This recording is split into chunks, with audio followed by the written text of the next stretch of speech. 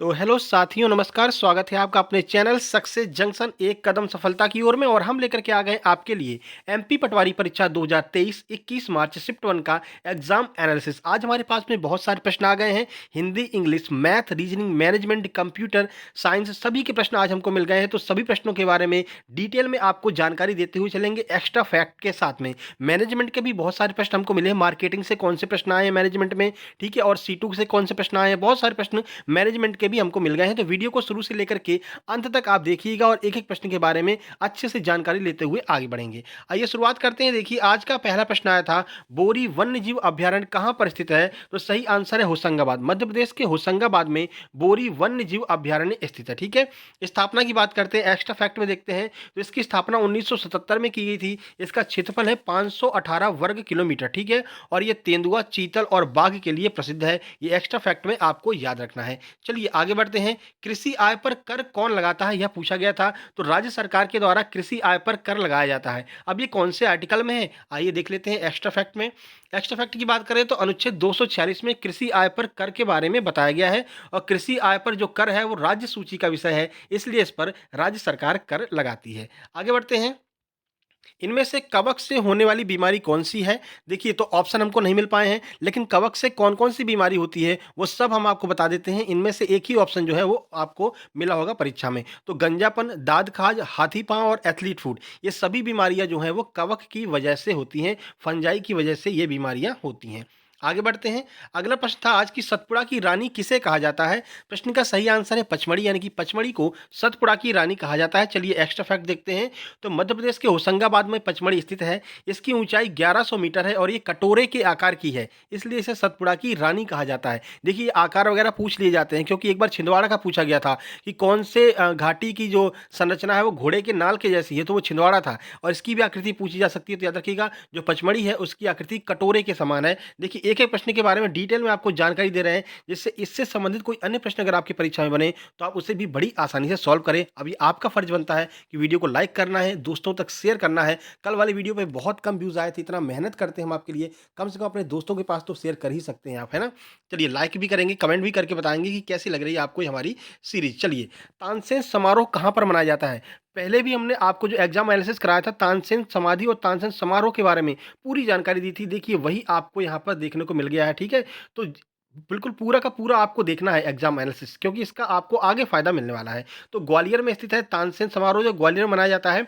तो मध्य प्रदेश के ग्वालियर में तानसेन का मकबरा स्थित है, ठीक है। मोहम्मद गौस का मकबरा भी यहीं ग्वालियर में ही स्थित है। और ये दोनों मकबरे जो हैं वो ग्वालियर के हजीरा नामक स्थान पर स्थित है। पूछा जा सकता है, डीप करेंगे तो पूछेंगे कि ग्वालियर में भी कहाँ पर है, तो हजीरा नामक स्थान पर ये स्थित है। यहीं पर तानसेन समारोह मनाया जाता है, ठीक है। चलिए आगे बढ़ते हैं। भारत में बिटकॉइन पर कितना कर लगाया जाता है, ठीक है। आज यहाँ से इकोनॉमिक्स से भी प्रश्न बने हैं। तो प्रश्न का सही आंसर है 30%। अब ये करंट अफेयर का प्रश्न था। आइए एक्स्ट्रा फैक्ट देखते हैं। तो 2022-23 के बजट में क्रिप्टो करेंसी पर 30% टैक्स लगाया गया है, और जो बिटकॉइन है वो एक तरह की क्रिप्टो करेंसी है, इसलिए इसका आंसर बन जाएगा 30%। बिल्कुल इसका सही आंसर होगा। भारत की वित्त मंत्री कौन है? निर्मला सीतारमण है। इन्हीं के द्वारा जो है ये टैक्स लगाया गया है 30% क्रिप्टो करेंसी पर, ठीक है। चलिए, मध्य प्रदेश में कुल कितने आयुध कारखाने हैं? तो मध्य प्रदेश में कुल 6 आयुध कारखाने हैं। मध्य प्रदेश पूछा है तो भारत पूछ सकता है। तो भारत में कुल 41 कारखाने हैं, आयुध कारखाने, जिसमें 9 प्रशिक्षण संस्थान हैं, 3 क्षेत्रीय विपणन केंद्र हैं और 5 क्षेत्रीय सुरक्षा नियंत्रक है, ठीक है। तो पूछा जा सकता है, डीप प्रश्न पूछेंगे तो पूछेंगे कितने सुरक्षा नियंत्रक कितने हैं, और मतलब क्षेत्रीय कारखाने कितने हैं। तो ये सारी जानकारी हमने आपको यहाँ पर दे दी है, ठीक है। चलिए आगे बढ़ते हैं। महाराष्ट्र में कुल कितने जनजाति समूह हैं? तो देखिए, यहाँ पर पूरी जानकारी दी गई है। तो महाराष्ट्र राज्य में 2011 की जनगणना के अनुसार अनुसूचित जनजाति की कुल जनसंख्या यहाँ पर दी गई है, जो कुल आबादी का 9.3% है, ठीक है। महाराष्ट्र में अनुसूचित जनजाति की सूची एसटी कास्ट लिस्ट, महाराष्ट्र में 47 से अधिक जातियां और उप जनजातियां यहाँ पर पाई जाती हैं। आगे बढ़ते हैं। भोपाल की जामा मस्जिद का निर्माण किसने करवाया था, पूछा गया है। तो इसका सही आंसर है, जो भोपाल की जामा मस्जिद है उसका निर्माण कुदसिया बेगम के द्वारा करवाया गया था। कब करवाया गया था? इसका निर्माण 8वीं शताब्दी में हुआ था। अब यहाँ से एक डीप प्रश्न बन सकता है कि जो भोपाल की जामा मस्जिद है, इसके चारों तरफ जो खंभे बने हैं उनको क्या कहते हैं? तो चारों कोनों पर बने हुए खंभे को हुजरे कहा जाता है, याद रखिएगा। चारों कोनों पर जो खंभे बने हुए हैं उन्हें हुजरे कहा जाता है, याद रखिएगा। दिल्ली की जो जामा मस्जिद है, 1650 में शाहजहां के द्वारा जो है दिल्ली की जामा मस्जिद बनवाई गई थी। चलिए आगे बढ़ते हैं। दाब का एसआई मात्रक पूछा गया। तो दाब का एसआई मात्रक जो है पास्कल होता है, आप सबको पता है, ठीक है।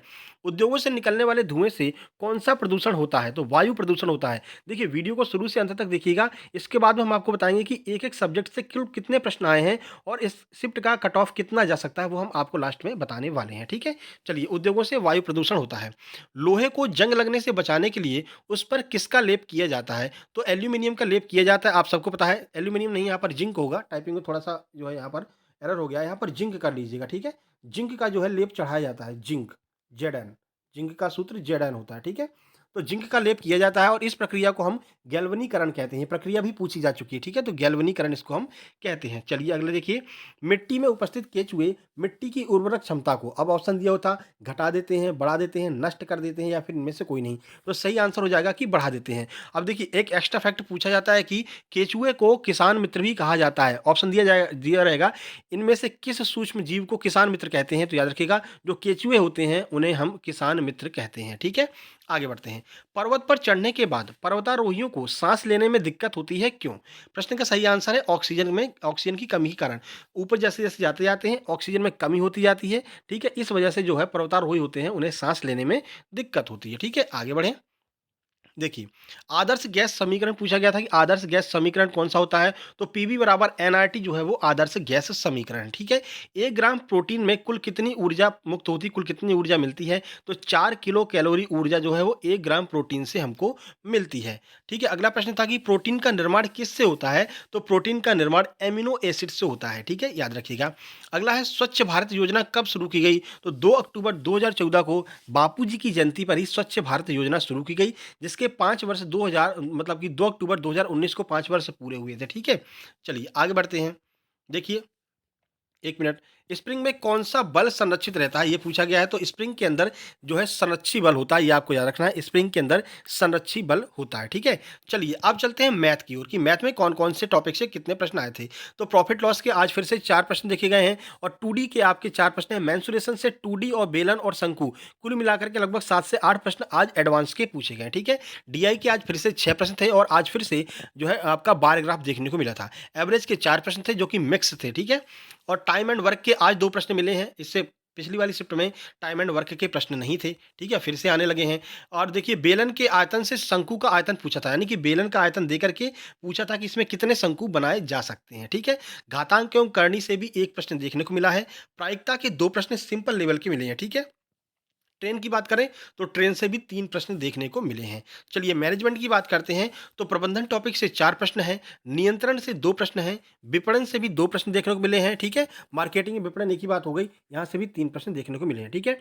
एक प्रश्न आया था कि मोबाइल बैंकिंग से पैसा कैसे ट्रांसफर होता है? अब वो ऑप्शन के ऊपर डिपेंड करेगा कि क्या पूछा गया था, ये मार्केटिंग वगैरह इसमें पूछा। हमने पहले भी कहा था कि ई-कॉमर्स के प्रश्न आपको इसके अंदर देखने को मिल रहे हैं मैनेजमेंट के अंदर, ठीक है? ठीक है, एक प्रश्न था कि लेखा मानक बोर्ड की स्थापना कब की गई थी? ये भी आपका मैनेजमेंट के अंदर पूछा गया था, ठीक है? चलिए हिंदी की बात करते हैं तो हिंदी में आज सरस्वती का पर्यायवाची पूछा गया है।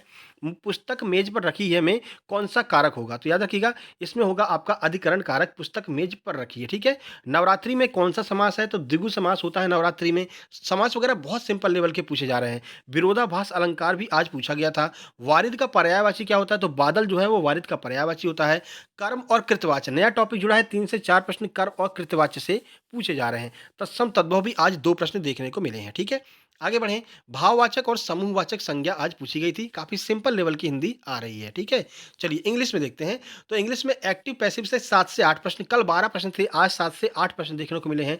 एक पैसेज आपको देखने को मिला, कुछ लोग बता रहे हैं पैसेज है, कुछ बता रहे हैं पैसेज नहीं है, ठीक है? चलिए डायरेक्ट इनडायरेक्ट से 5 प्रश्न डेली आ रहे हैं, आज भी आए थे। टेंस के 2 प्रश्न थे, पीक्यूआरएस यानी कि पैराजंबल के भी 3 से 4 प्रश्न देखने को मिल रहे हैं। आज जो प्रश्न है वो सिंपल लेवल के थे, ठीक है? कंजक्शन कंजक्शन पूछा गया था आज, ऑल्दो और येट का कंजक्शन आज पूछा गया था, ठीक है? स्पेलिंग मिस्टेक के भी 3 से 4 प्रश्न देखने को मिल रहे हैं। चलिए कंप्यूटर में चलते हैं, तो कंप्यूटर में इनपुट आउटपुट में आज कीबोर्ड पूछा गया था कि कीबोर्ड कैसी युक्ति है, इनपुट डिवाइस है या फिर आउटपुट डिवाइस है, ठीक है? उसके बाद एक ऑफिस के अंदर कंप्यूटर को आपस में जोड़ना है, तो उस ऐसे नेटवर्क को हम क्या कहेंगे? तो लैन कहते हैं। लैन का full form local area network होता है। मेमोरी के 3 प्रश्न आए हैं। मेमोरी की वीडियो हमने कल अपलोड कर दी थी, बहुत कम व्यूज़ आप लोग मतलब बहुत कम देख रहे हैं। देखिए बहुत फ़ायदेमंद वीडियो है, उससे ही 3 से 4 प्रश्न आ रहे हैं, एक बार जाकर के ज़रूर देख लीजिएगा। इस वीडियो के अंत में इसी स्क्रीन के ऊपर आपको देखने को मिल जाएगी, ठीक है? चलिए, प्रथम पीढ़ी के कंप्यूटर में किसका इस्तेमाल होता था? तो वैक्यूम ट्यूब का इस्तेमाल होता था प्रथम पीढ़ी के कंप्यूटर में, ठीक है? इनमें से कौन-सी सबसे बड़ी इकाई है? यूनिट पूछी गई थी कि इसमें जो है स्टोरेज की सबसे बड़ी इकाई कौन-सी है? तो अभी उसमें ऑप्शन में टीबी दिया हुआ था, यानी केबी और केबी दिया हुआ था, जीबी दिया हुआ था ना और टीबी दिया हुआ था, तो टीबी सबसे बड़ी यूनिट उसमें दी गई थी, ठीक है? टेराबाइट। वाई-फाई का पूर्ण रूप पूछा गया था, तो वाई-फाई का फुल फॉर्म क्या होता है? ये आपको कमेंट बॉक्स में कमेंट करके बताना है, ठीक है? वायरलेस फिडेलिटी इसका फुल फॉर्म होता है, चलिए हम बता देते हैं। अब कमेंट बॉक्स में आपको इसके बदले में ये कमेंट करना है कि वीडियो कैसी लग रही है, ठीक है? इंटरनेट से 3 से 4 प्रश्न पूछे गए हैं। चलिए रीजनिंग देखते हैं, तो रीजनिंग में डाइस आया था एक जो कि जोड़ने वाला था, यानी कि डाइस खोल के दिया गया था, उसको जोड़ने के बाद पूछा गया था कि इसके विपरीत कौन-सा लेटर आएगा, ठीक है? और अगली आकृति पूछी गई थी कि इस आकृति के बाद अगली आकृति कौन-सी आएगी, ठीक है? सिटिंग के केवल एक प्रश्न था और वो भी लाइनर वाली सिटिंग पूछी गई थी, ठीक है? कथन निष्कर्ष के 3 प्रश्न आए थे। मैट्रिक्स के भी 2 प्रश्न आज देखने को मिले हैं, कल भी आए थे। नंबर सीरीज़ दोनों तरह की आ रही है, यानी कि जो गलत वाली नंबर सीरीज़ होती है, बीच में से गायब होता है, वो नंबर सीरीज़ भी आ रही है और अगला नंबर क्या आएगा, वो नंबर सीरीज़ भी इसमें आ रही है, ठीक है? चलिए, नंबर सीरीज़ दोनों आ रही हैं। दिशा एवं दूरी के आज 3 प्रश्न थे। पेपर फोल्डिंग और पेपर कटिंग के 2 प्रश्न थे। मिरर इमेज के भी 1 प्रश्न था और रैंकिंग का भी 1 प्रश्न था।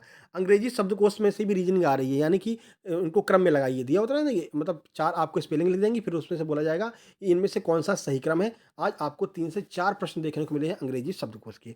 ओवरऑल अगर बात करें, तो देखिए ओवरऑल बात करते हैं तो मैथ और रीजनिंग को मिलाकर के फिर से 70 प्लस प्रश्न जो है मैथ और रीजनिंग के आए हैं।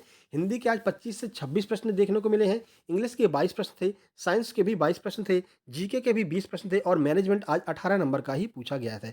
ओवरऑल बात करते हैं कट ऑफ की, तो आज का जो कट ऑफ है, वो आज का कट ऑफ 142 प्लस रहने वाला है, क्योंकि पेपर जो है वो थोड़ा-सा मॉडरेट लेवल का था, ठीक है? तो एवरेज जिसके 140-42 नंबर आ रहे हैं, अच्छा आपका स्कोर होगा, ठीक है? अब इतनी मेहनत हमने आपके लिए की है, अब ये आपका फर्ज बनता है कि वीडियो को लाइक करेंगे, दोस्तों तक शेयर करेंगे, चैनल को सब्सक्राइब करके नोटिफिकेशन बेल दबा लेंगे, क्योंकि शाम वाला जो आपका एग्जाम एनालिसिस है, सबसे पहले संपूर्ण प्रश्नों के साथ में आपका अपना चैनल सक्सेस जंक्शन लेकर के आता है। तो ये आपका फर्ज है कि दोस्तों तक इस बात को पहुंचाना है कि सबसे पहले एनालिस्ट आपका अपना चैनल सक्सेस जंक्शन ही देता है, और जो महत्वपूर्ण टॉपिक होते हैं उनके ऊपर हम सेपरेट वीडियो भी बना देते हैं, जिससे कि 1 से 2 नंबर आपके डेली बेस पर क्लियर होते चले। चलिए जल्दी मिलते हैं एक नई वीडियो में, तब तक के लिए नमस्कार, धन्यवाद।